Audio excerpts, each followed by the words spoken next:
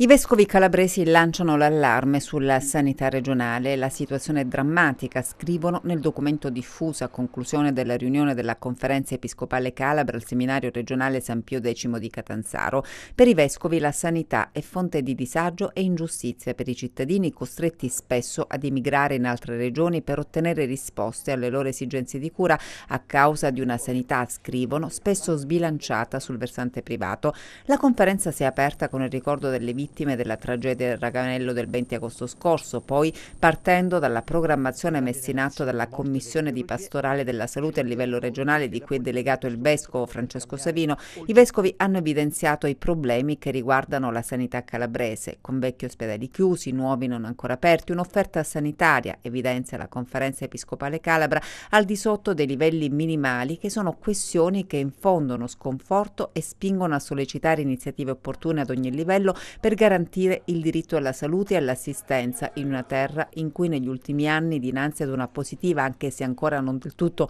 soddisfacente, ripresa dell'indice del prodotto interno lordo, continuano ad esistere arretratezze e ostacoli alla crescita civile, sociale ed economica. I vescovi esprimono preoccupazione rispetto all'incancrenirsi di problematiche antiche e a tutt'oggi irrisolte, su tutte quelle sanitarie, appunto, che al pari della disoccupazione ancora viva e palpitante costringe la gente ad emigrare. Elementi, prosegue la nota dei vescovi, che, come di recente segnalato dallo Svimez, incidono negativamente anche sui tassi demografici e sull'emigrazione giovanile, quest'ultima attestata su percentuali sempre più alte anche a causa del dilegare della corruzione e dell''ndrangheta, che rende sempre più difficile coltivare lavoro, speranze e sogni.